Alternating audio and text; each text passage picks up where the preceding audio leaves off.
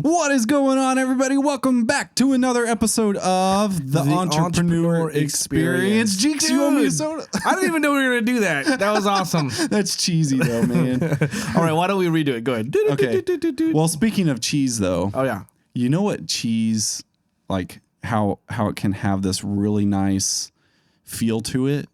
And whenever that feel is nice consistently, dang it, I was trying to build into that. I failed that. I was trying to say. I was just thinking about cheese and thinking about how hungry I am right now. So I love cheese. I'm half French, so I appreciate a lot of cheese, especially the stinkier they are. Fromage. Yeah. You had to say this is fromage. Yeah, I didn't get that far in the language learning. Yeah. No. My wife likes it when I speak French. So, anyways. Okay. Sweet, bro. How are you doing today? Oh, I am doing great. Yeah. Okay. Any big things that happened that you want to share with our audience? Are you fishing for something that you already know? Or? I have no idea. Oh, okay. Just trying to wing this, guys. Look. Okay. Yeah. So.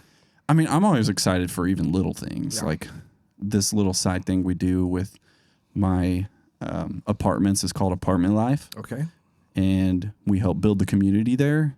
And my wife definitely is like the lead for that. You know, wow. I'm there to show up and help and move tables and have conversations with people. But recently, like the owners of the apartments came in and then they wanted to meet everybody. And like, it was great. It was a great experience just to get to meet them. And then some of our Apartment Life leaders too came. And so then I realized there's this guy on there. His name's Alex. If you happen to be listening, dude, we gotta have him on this podcast. Really? Yeah. Okay, tell me about Alex. So what I know is like he has this big passion to see lives change. That he served in what's that sports one? FCA? Is that it? That sports program that they put in like schools and all sorts of different things. Oh, I don't know what it's called. I think I know it's what you're talking about. Yeah. And FCA? He was like big into that. And well, if you know it, guys, if you're listening or watching, put in the comments. Yeah, and Alex, if you're listening, you're like, oh, Jared, oh man. Jared's doing this well, we can correct it. But I know, like, I went to a gala for Apartment Life, and then Rose and I got to speak. Ooh. And we shared our boots on the ground experience and everything. And Alex was there, and he's like, dude, you do a podcast? What? That's cool. And like, oh, we're Black Magic Design Camera Bros. Like he got one of them, and so we're like, dude, we have to connect more. Like we just got to put it on the calendar, and then it's real. And one of the guys that was there as a guest speaker was connected with this guy I'm talking about named Alex, and he's the chaplain for the Kansas City Chiefs. Oh, nice. Okay, cool. Now you have some connections. So there's a connection, and also another side note. Mm-hmm. Because by the time we're listening to this, it should be a few days until the Super Bowl, right? Oh, yeah. The Chiefs just beat Baltimore Ravens. So cool story. I was 35,000 feet in the air watching the game live on Delta Airlines. When they won, the entire airplane erupted in cheer. I forgot we were going back to Kansas City. And then like everybody on the airplane was a Chiefs fan. It was kind of cool. Yeah, that's awesome. I heard you say that in a group, and then someone's like, "Oh man, that would scare me," but she was like already scared of heights and planes. Like, to me, that would be fun, dude. Like, it's like when you go to the movie flight attendants theater. Came on and be like, "Congratulations, Kansas City Chiefs!" Even though I'm a Baltimore Raven fan, like, because you know how the flight attendants come from different places. Yeah, it was kind of funny. That's awesome, dude. To watch a game like that in the. That's cool that they even had that option. Yeah. Well, I don't have cable at home, so I don't typically watch the games. I was like, well, really? I'm flying on the airplane. This is a 2-hour flight. I watched the game. Like, we were at the lounge watching the first quarter and a half of the game. Then we loaded on the airplane, and I watched the rest of the game all the way through. So it was kind of cool. Yeah, that's awesome. Yeah. And I know, like, everyone's like, stop showing Taylor Swift, or they absolutely love it. Yeah, I don't know. I'm not a Swiftie fan or anything like that, nor am I a Kels fan. Like, I'm not like, oh my gosh, they're like gods. I think cool, but for me, you came from San Diego though, so it's like, who's your team? Well, my team was the Chargers, and how they left put a bitter taste in my mouth. But see, the Chargers have a place in my heart because it was more of management and how they ran the business. It wasn't the players that let us down. But coming to Kansas City, I mean, like you guys, the fans here are so awesome. Like it was easy to become a Chiefs fan right away. That's awesome. And on top of that, we started winning games. So Yeah. the Chargers have a hard time. It's easy when that. they're good. Yeah, it's hard when they're not. Yeah. Okay. So really quick, here's another question for you. So you had a big thing with apartment life. Now, what about business? What are some cool projects you're working on for your business? And if you guys don't know already and haven't watched, Jared is a fantastic videographer, and you do some very special things. But so in our audience's language, what are some really cool projects you're working on, and like how is it helping your clients? Yeah, so I mean, we've found like 3 main things to help almost all kinds of businesses, because I just try to figure out what do they value. Right. And just like the Chiefs and just like the cheese that we were talking about earlier, consistency matters. Oh. And so, can you say that one more time? Consistency matters. Like, I don't know why I'm like whispering, but like. Right. No, like you have that total radio voice, like consistency matters. It's like, let them know exactly, because that's important. Yeah. Yeah. Consistency matters. That's and good. the thing is, we're all like, and I'm this way too, is like, as humans and the day and age we live in, we want convenience. We want it now. We want, it's my money and I want it now, you know? And it is my money and I do want it now. if it's my money, I should have it. Yeah. So anyways, we're in this day and age. It's like boom, boom, boom, boom, fast. You can even feel like you deserve something, or you feel like there's this right that you have for something. But when it comes to being patient and consistently putting in the work, it seems to be something isn't as out there as it used to be. I don't know if it used to be. Maybe it's always a human thing, but I think I know what you're saying. You know, so like consistency is lacking in this day and age, is what I think. Well, I think what it is that we've grown to get convenience all the time. Like, think about it. The microwave cooks your food in 30 seconds. When I remember when I grew up poor, the microwave was a luxury thing. We would heat up a pan, put oil on it, and get the leftovers and refry them. Okay. And it's a whole nother dinner process. So then I would say like the microwave is equivalent to like an ad in the crock pots. Your organic reach. Oh my gosh! You just put a good visual on our face. Yeah, there we go. That's a good reach. And like, how many of you know that like the slower you do it, when you slow cook something, when you have that smoke, like if you're smoking meats, you know, the smell. That's the equivalent I'm building with video production. Gotcha. And the coolest thing about that is you can subscribe, and so these are the cool projects that I'm working on are called Quantum Social Vids. Okay. Explain that a little bit so that way we... So yeah, I like to joke that quantum social vids are called that to be condescending, but it's not true. It just means quantum. Yeah. Or it just means quantity. Well, I just remember when you first brought that to me, I'm like, what the heck are you talking about? Like, what the heck is quantum social vids? I wanted to kind of turn ahead to be like, what is that? Yeah. And like a little bit over the head, but then bring you to it and say, it's quantity. It's video shot in bulk to save you time and save our business time and resources and generate consistency.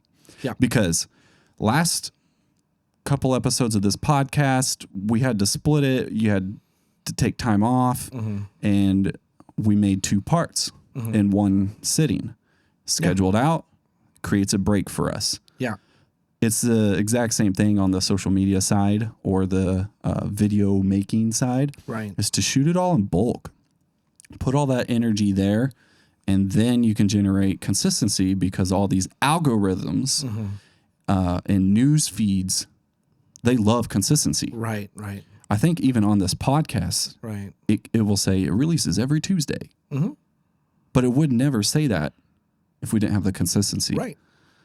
So it's like, that's important. We have to do our part to be consistent. Yeah. Okay, so I love that. So you attributed like the fast generating things that get like immediate results are like the ads that you put out on Google. Yeah. Whereas branding and doing that, especially through video marketing or videography, that's like a slow roasted pot roast. Yeah. Where it's like, okay, we can't rush this thing or else it's going to be really, really like chewy. Yeah. So you slow roast it in its juices and with a lot of marinade and some vegetables. There we go. And then it's like 8 hours later at the right temperature, you're just eating this delicious, really tender, really good. Oh my God, I'm hungry. Yeah. Thing. So, dude, that's awesome, bro. So I'm like, I don't know what it is, but I'm just super pumped about this. Yeah.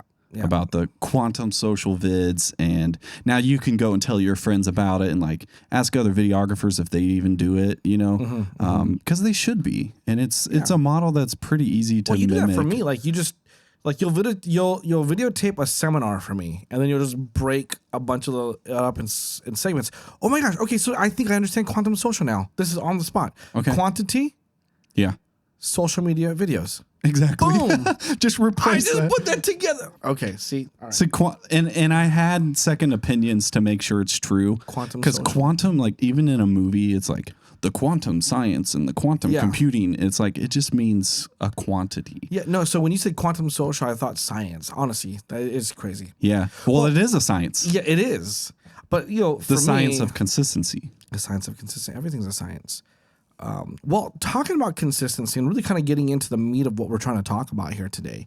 And honestly, guys, that was the longest intro we probably did, but that was cool. I just wanted you to get to know us a little bit better. I'm more of the wordy, like out there, so I brand myself just by being loud and moving. And we brought it all back, so it was worth it. You know, in a movie when they write scripts, everything has meaning, even the little tiny things that you think don't have meaning. It'll come back in the end. So I just wanted to make sure the Chiefs, sports, you know, all this just came back. It all has to do with consistency. I'm still trying to put cheese and Chiefs together, but still, I'm working on that one. Well, they sound similar. They do.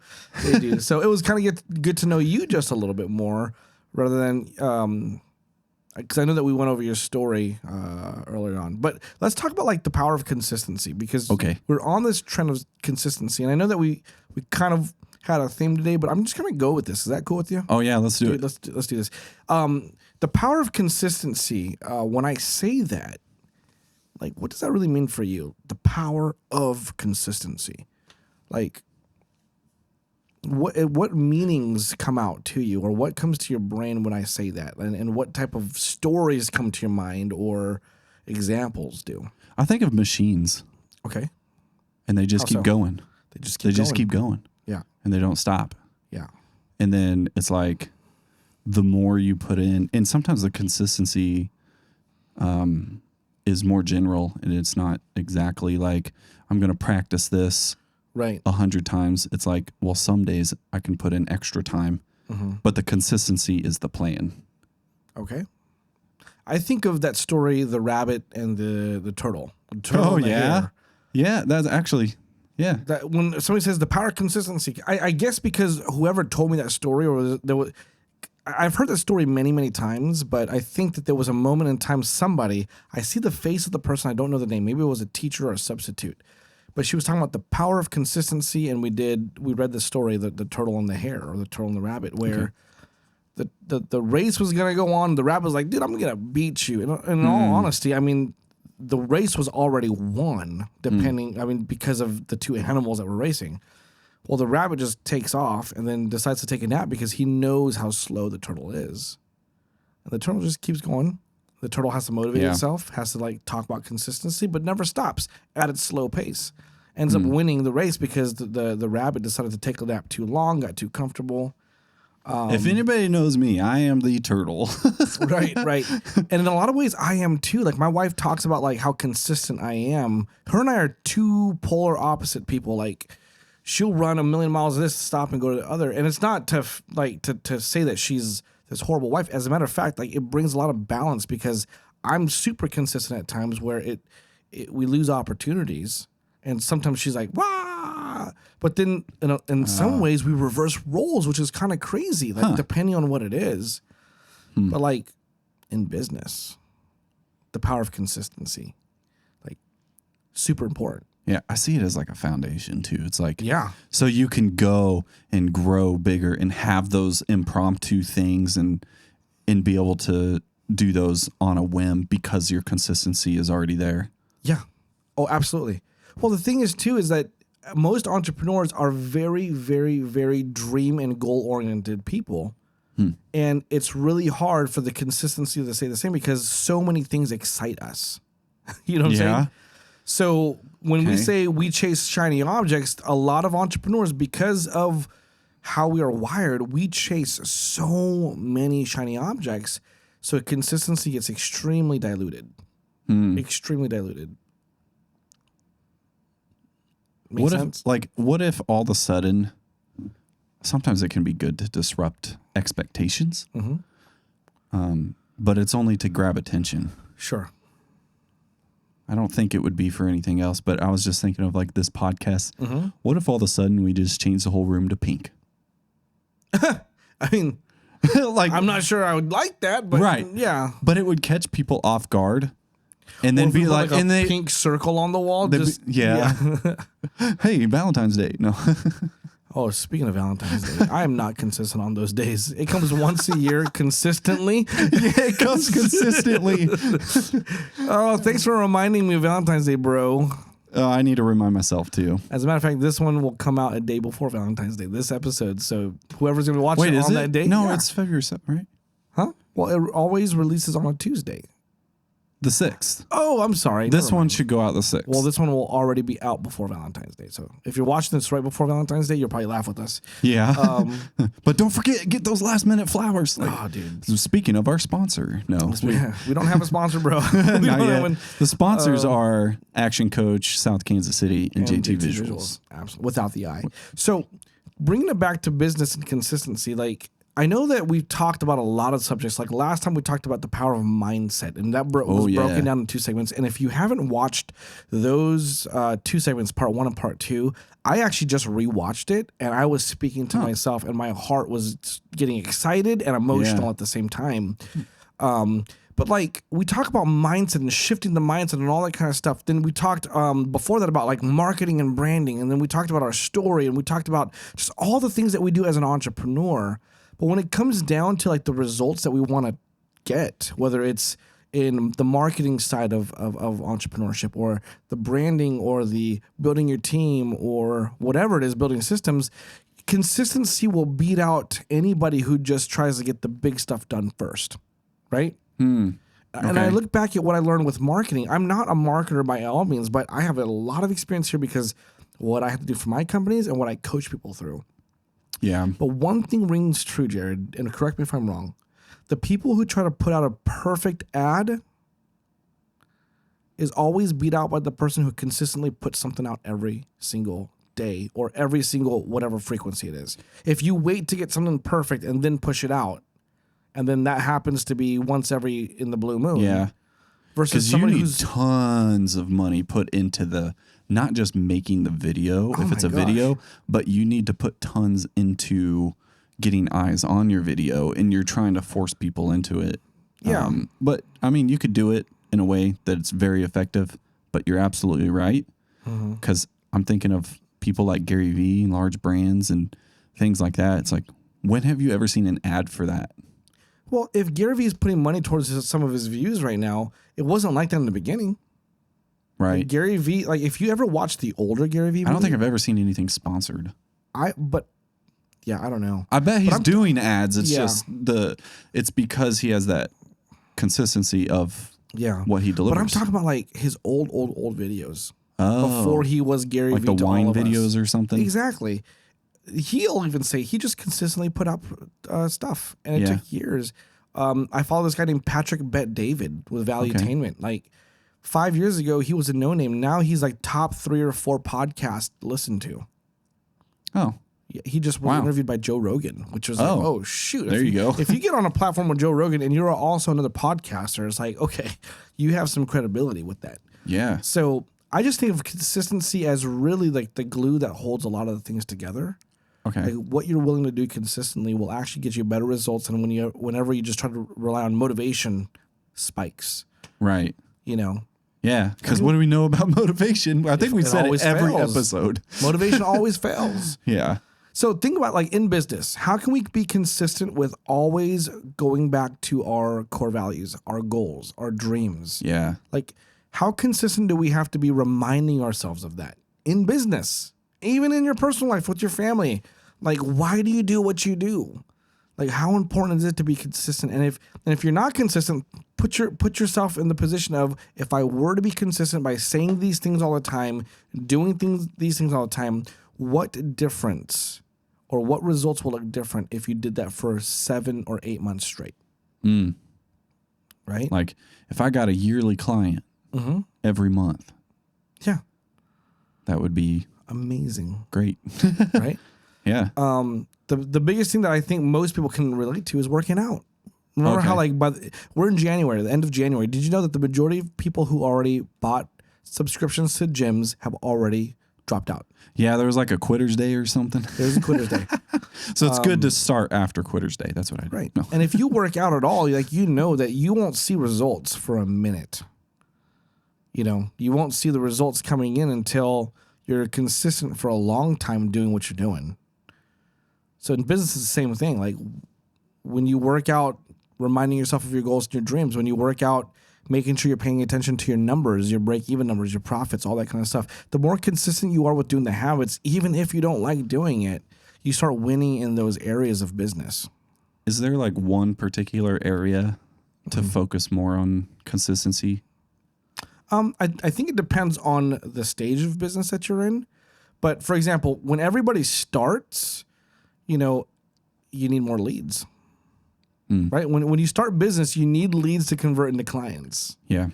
So that's always something that consistency will work no matter what stage of business you're in, because when you just start, you need leads. When you're a certain size, you need more of the type of leads that got you there. When you get bigger, you need more leads. So I think branding and marketing is an area that you're always going to focus on. Sometimes you might pull back a little bit on it when it's working, but you're always going to have to revisit it often and to make sure that you're consistent with it. I was just thinking this while you were saying that. Consistency equals building relationship. In what way? Like in the sense of branding or marketing.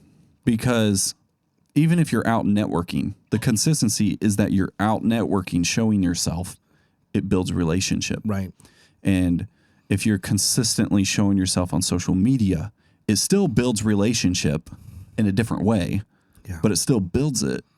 And when you build that relationship, how much better is it for someone that you know to approach them or them to approach you? It's way better. Yeah, true. Well, I heard, so I did a seminar yesterday for my clients, and I did it on the power, not the power, but creating an exceptional customer experience for your clients. Oh. And we talked a little bit about consistency, and a comment came up on the chat that said, consistency makes people trust you.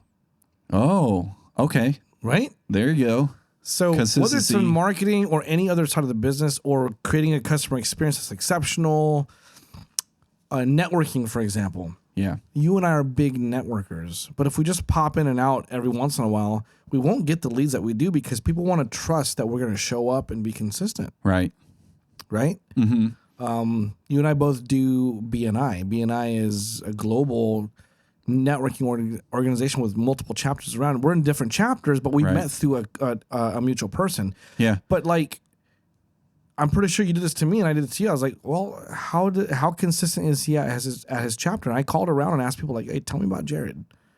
Did you? Yeah, I did. I didn't know that. Well, because I got Michelle, we met. Then it's like, okay, you're kind of new. So it's like, okay, let me call around and see. And everyone's like, oh yeah, he's been showing up. He's been smiling all the time. And all. I was okay. Okay, cool. So because it shows the dedication too. Shows the dedication. Yeah. Yeah. So consistency is definitely a powerful force that allows you to get results in your business or results in whatever area in your life. The problem with consistency or the challenge with consistency is that it's uncomfortable in the beginning for people. You're literally changing the way you're doing something and creating a consistent habit that allows you to be what you need to be to get the result that you need to get. Do you think that it's like uncomfortable at the beginning, like what you just said, and then you get to a point where you're consistent and then it becomes routine? And then it's like, is that that's exactly what it bad or is that okay? Because it's like, don't we need to be uncomfortable to some point for growth? Sure. Or maybe it's good because it's foundational and then you just build on that. And that's where the those changes come? In the beginning, motivation will get you excited, and people do things with the motivation that they normally never do. But in order to make that motivation stay consistent, you need to create consistent habits around the activities that you know are working. But then that's when it becomes uncomfortable, because when motivation dips, now you're truly uncomfortable. I don't know about you, but when I'm motivated to make a change, sometimes it's easy to ignore the pain of the change. Oh, yeah. And then when motivation, it's like it's like a dopamine rush or adrenaline rush wears out. Now you're feeling the soreness and the pain of change and shifting those habits. The reason why we say we have to create habits is because we didn't have those habits before. We had bad habits. So, yeah. And then once you do it long enough, it becomes a routine and it's not painful anymore. It's like, you do what you do. Like, I go to the gym all the time because now it's just a routine.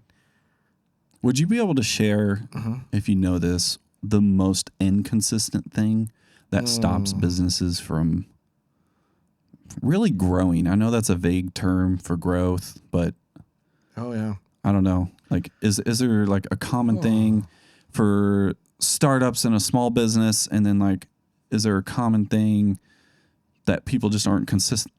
They're not consistent with it, and then it suffers. Ooh. Well, I could think of many, and I don't know if there's like a more common. I don't have like specific data that I collected to prove that. But if something could come to my mind right now, I think it's probably because it's been a challenge a lot of my clients have been expressing at the moment, is the consistency in following up with pending estimates, pending leads, pending, clients that they already had. Buying leads is very expensive, right? When you buy new leads, it's extremely expensive, but you need that. But if you have past clients or pending estimates or even leads that didn't convert yet but never told you no, if you're not following up with those people, you might not know the potential you have in there dollar-wise. They don't tell you no because it's not a yes, it's not a no. It's a maybe. And maybe it means there's potential for money. You have pending estimates out there, and if you're too busy to follow up on it, maybe they're just needing a gentle nudge. Right? So if we're not consistent, just send them a space. Exactly. I'm just like, the space of a text. Have you ever done that? Not to a client, but like I've done that to someone to follow up, just personal level. Like, just like, here's the bubble of nothing, right? Yep. So you have that. So I see inconsistencies there. Another inconsistency that I see is when you have control freaks as owners, like saying they are hiring a team and delegating, but they have to control everything. So it creates inconsistency across the board. Okay. Because it's like so-and-so is supposed to be doing it, but we have a control freak of a manager or a boss jumping in and saying, let me handle it. Now there's inconsistency. The patterns and the systems have been broken, and then there's inconsistency there. So like the follow-ups. I'm pretty sure there's more, though. I'm just not sure. Sure. Which one's the most important? And all those follow-ups and stuff, is there something specific? Because I think that maybe someone listening might really relate to this. And it's especially if you came from the original mentality I came from, and then you've helped me escape it. Right. I don't know if I've ever shared that, but it's like an inside look of what follow-ups really are and how many times it is and when it is. Oh, yeah. So like some people would be like, did you follow up? And I believed in the importance of follow-up.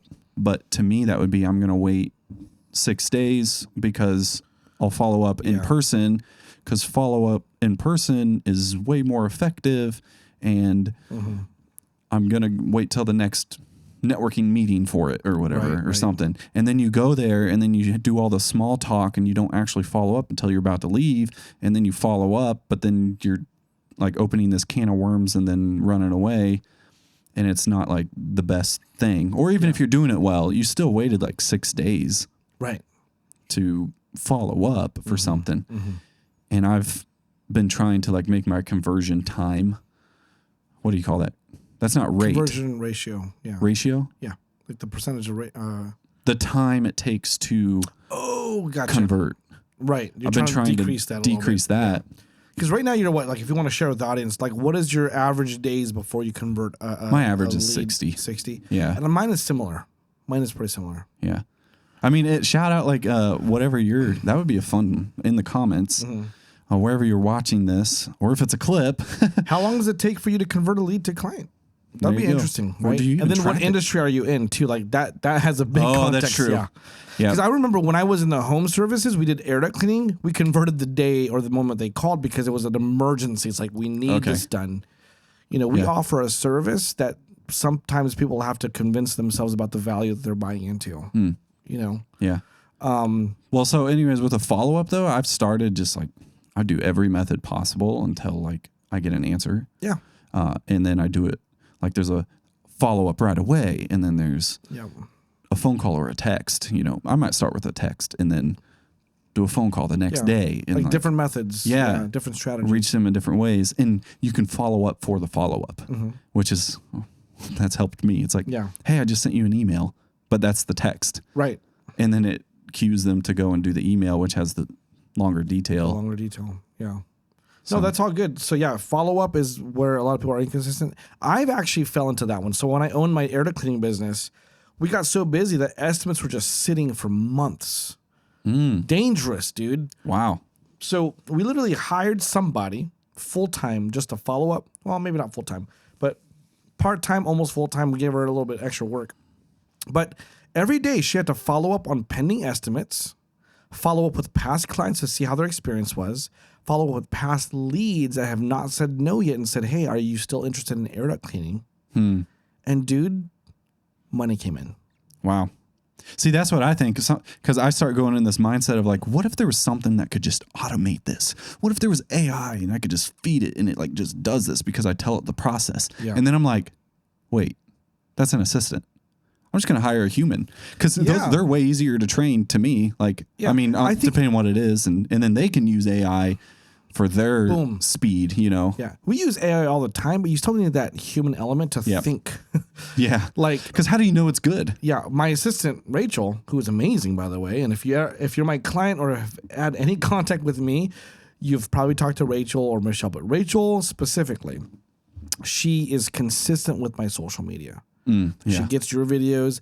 I'm consistently sending her 2 videos I take a day so she can just get it on her database. I didn't realize that. We have your professional videos, quantum social and value. Then I have my just reels where I'm talking to people like this, which I like to balance those too. You do. You need all of it. But if you look at my social media, I have like 2 or 3 posts a day scheduled out. That's and good. She just recycles some of it, and I'm always throwing new content in there. In the recycle. Because there'll be like one video, like one day that gets 5 views, and probably not 5, but I'm just saying low. And then we'll put that out 2 weeks later, and then all of a sudden it goes like thousands. And it doesn't make sense to me. It's just the wrong time. And we just put it right back up. And that same video got another like 2,000 or 3,000 views. Nice. Which is huge. For me at this point. And then you can go back and boost those ones. We can go back and boost those. Absolutely. We'll put some ad spend. So everything we're talking about is a system to do something. The only way it's going to work is if you implement it, and not just implement it, but implement it consistently enough for you to be able to test and measure the results so you can see if it's actually working. But you actually like alluded to the process of following up like 5 minutes ago. And a lot of people don't understand that. It takes 7 to 12 contacts or touches. Before a sale is made on average. So if you talk to somebody, like we talked at one of your coaching sessions where it's like, instead of sending a link for them to sign up and then pay, like you're on the phone, hey, I'm sending you a link right now, sign up and pay. If you do that consistently, do you think your conversion ratios will increase? Boom. And it's because everyone values their time. And it's like, if that time's already allotted to spend time with you, what better way to do it than with you right there to hold their hand and walk them through it? And so I was so happy when you said that, because it was, and that was just us just talking about what you do. There's boom, here's an idea. Instead of because you, and it's like, it was like, what is that? BFO, blinding flashing obvious. It's like, dude, that would help. It helps everybody, right? You know what also helped is you got to do more videos for yourself. It's all good. I totally understand that. I know a landscaper guy that doesn't even mow his own lawn. It's funny. It's so funny. But I can understand, like, you're just tired and burnt out. It's like, don't even touch my lawn. So but I've done things where it's like, would you, I always consider this like, would you pay for your own price, you know? And it's like, I don't know, because like Huge deal. you reach the people you are usually Absolutely. by nature. Mhm. Have you seen that to be true? So it's like if Yeah. you wouldn't buy your own So thing, you naturally attract certain type of people. yeah, you attract who you are. Yeah. And so if I wouldn't pay this amount for Mhm. this, then wow, okay, Yeah. I got to change something because Sally's not going to pay it from Right. B and B of the air, or I don't know. I was trying to make up a business and I couldn't Yeah. do it. Yeah. We get the point. We get the point. Yeah. So I've even offered like, hey, I'm going to buy my own testimonial from you, Mhm. like things like that. And Yeah. like, Another area to truly be consistent in, if you really want to win at business, your numbers. okay, speak Okay. more. I'll speak more. So numbers are one of those things that business depends on to like, well, okay, let me stop talking in parables. You need to know your break-even number. You need to know what your profit margins are. You need to know what budgets you can work with. And if you can't stay consistent with actually focusing on those numbers, then you're going to fail. And when you Because- say your broke even number, that's the number to keep the business or to keep you.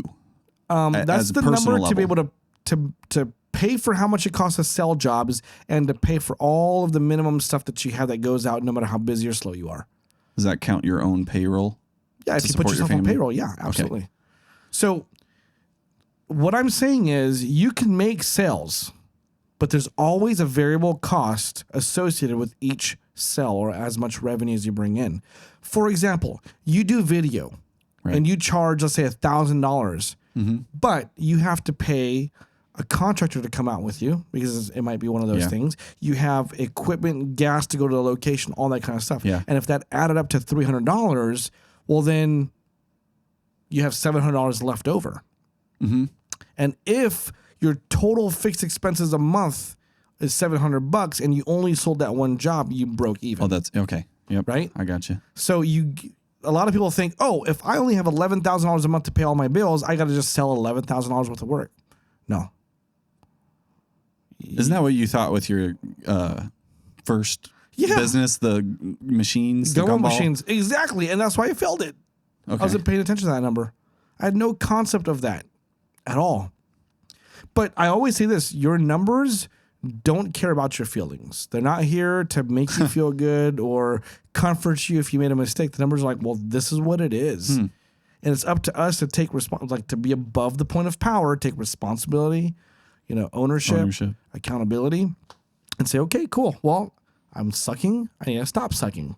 Right? Like, what do I do? I'm not a vacuum. Right. So, and I'm saying this because I'm not a numbers person. I naturally do not like looking at my numbers, but I force myself to look at them once a week. I'm forced to look at them. You know Well, why? when you're not making a lot of money in some cases, like you have to. I'm not saying you're not. I'm just saying in general, Yeah. like you're forced to look at your money. Well, I mean, that's part of the coaching is what I'm saying too. Because yeah. like you got to report it and then they help, wherever you are, if you you're have not coaching, sat- yeah. you know. Well, yeah. Well, you get coaching because to some degree you're dissatisfied where you're at and you want to move past that dissatisfaction. Yeah.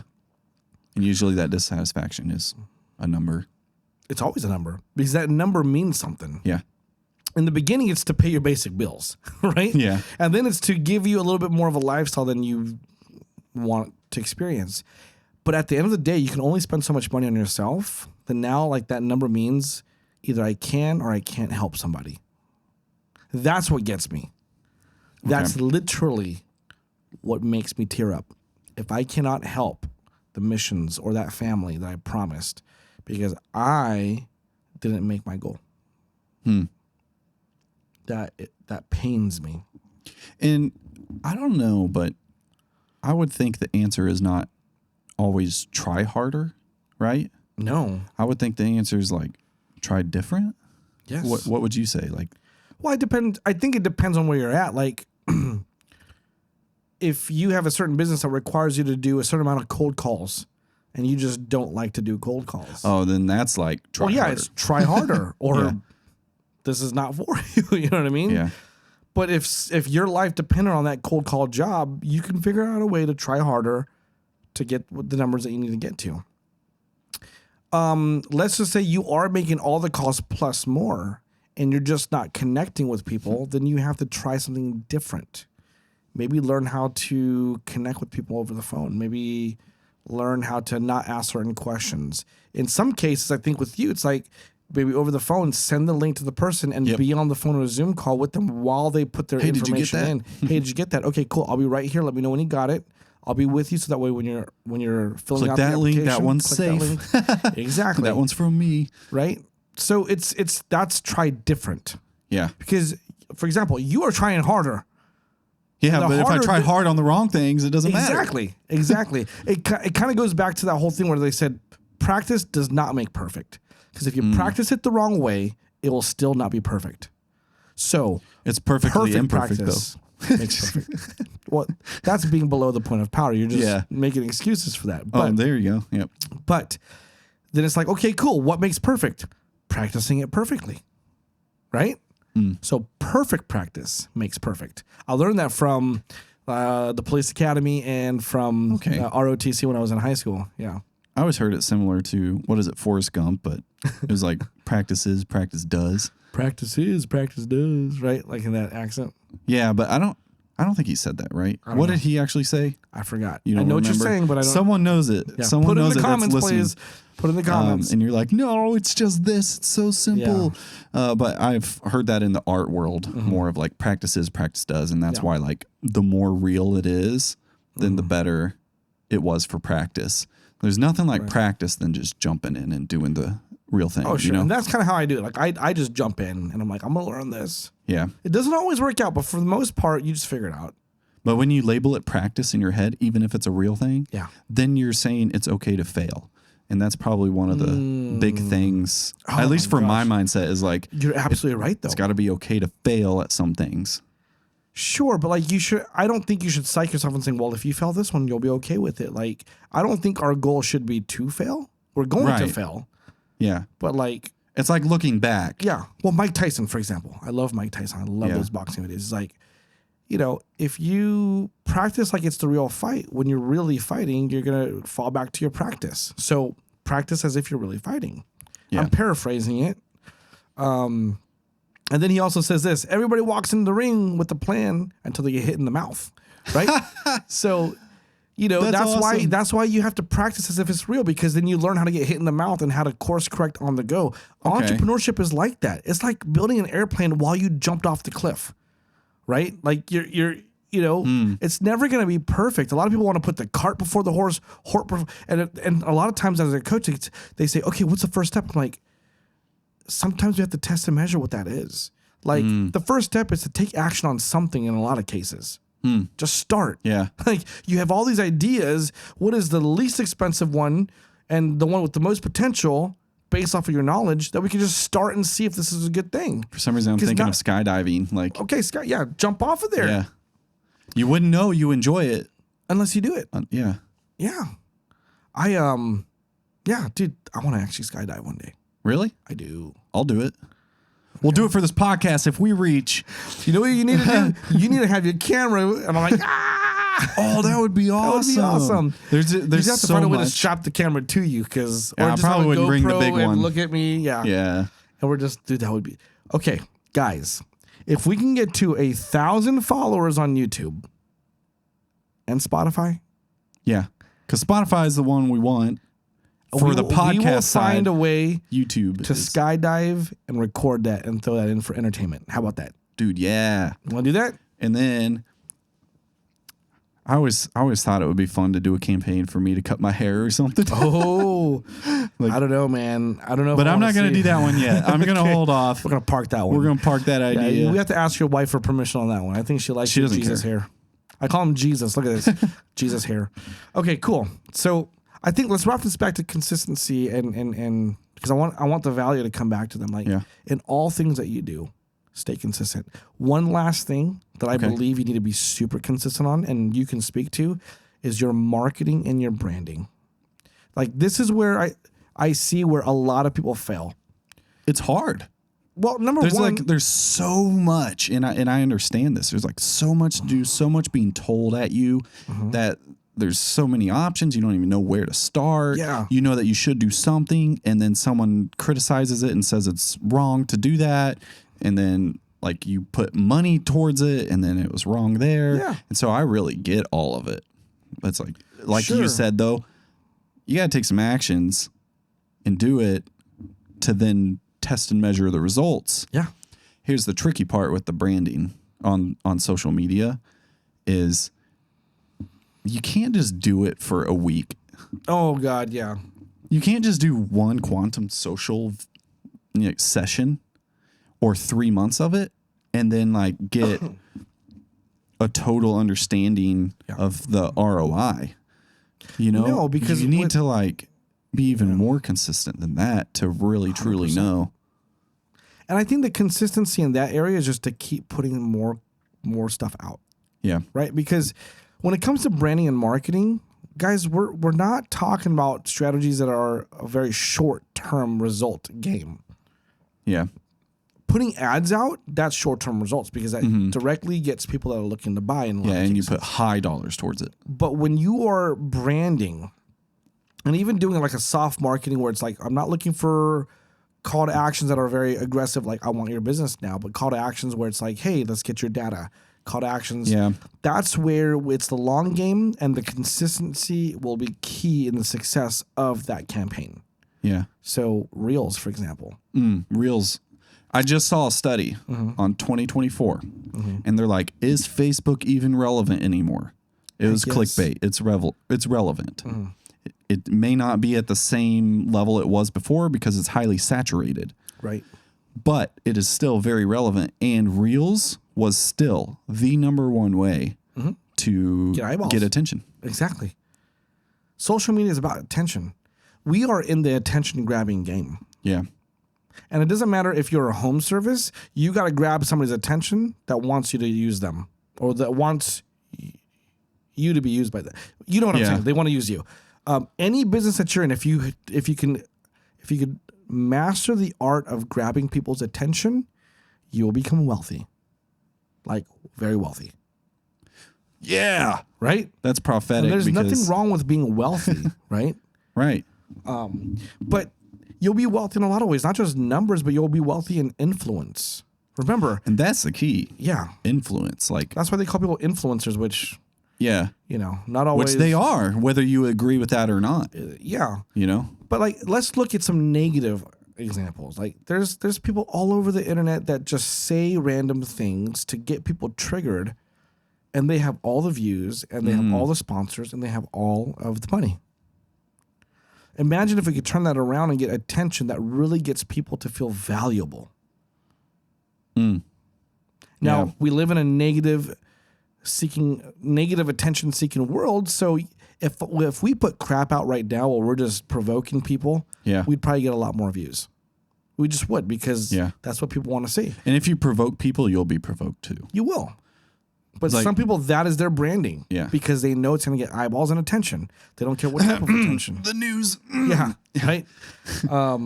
They play off emotion. And that anger is a highly clicked emotion, you know? Absolutely. It'll get those clicks. If you ever take a look at my not podcast, but our Reels, I'm also trying to get an emotion. Yeah. You want to get people to feel both like frustrated a pain point and hopeful that they watch your video. Frustrated at, oh my gosh, he just poked holes all over my marketing plan. That's what I've been frustrated about. But because he was able to do that, I'm hopeful that maybe if I keep following this person, I'm going to get examples. Yeah, that's good. I'll start off by liking, and then I'll eventually comment. Then I'll eventually share. Then I'll eventually reach out and buy something. Yep. You know? Yep. And that is a long game, which is why you need to stay consistent because out of sight, out of mind. Yeah. Exact same thing online.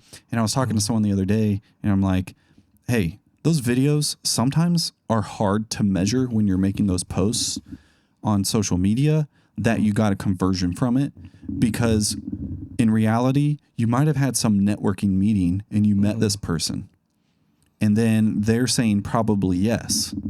They just haven't taken action yet. But then they walk away. Yeah. They walk away and they forget all about it.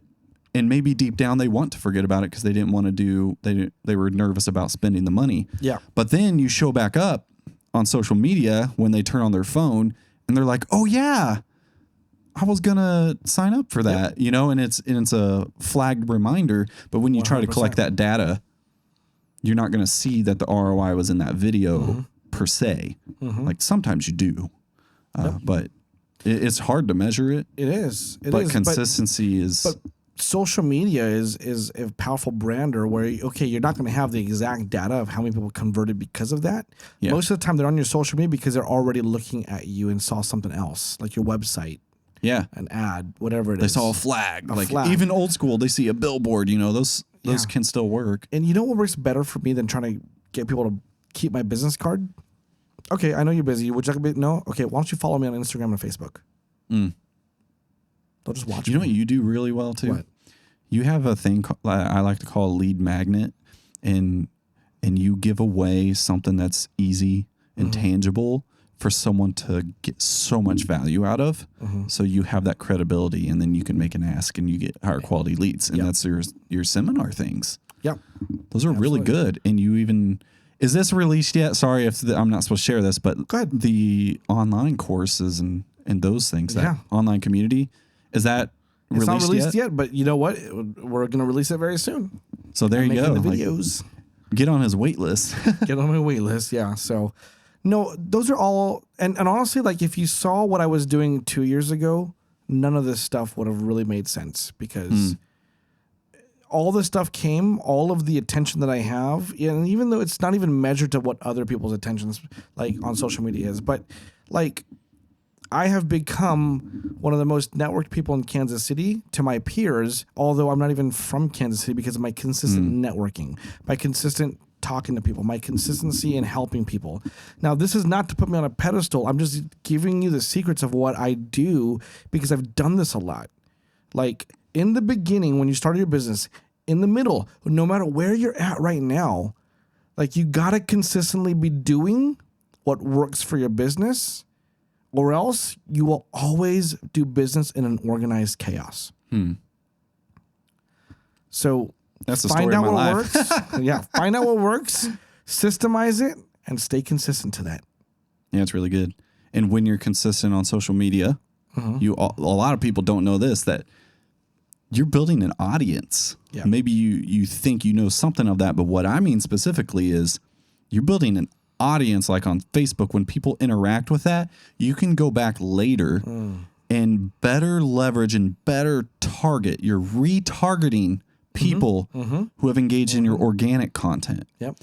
And then you're specifically sponsoring out to them 100%. Specifically. And then when you know that, you can make a video, like a value video or something, where you're like, hey, so if you're someone that has liked or engaged in this content, or like when you understand where someone is, it's easier to address a pain point. And if they feel something when they see it, because it's like, if you're a video production company trying to blah, blah, blah, it's like, well, they know that because I signed this free form that they put out one time. And so they're just retargeting back to me because I engaged in things. Or, so you can, that consistency gives you really good a target audience.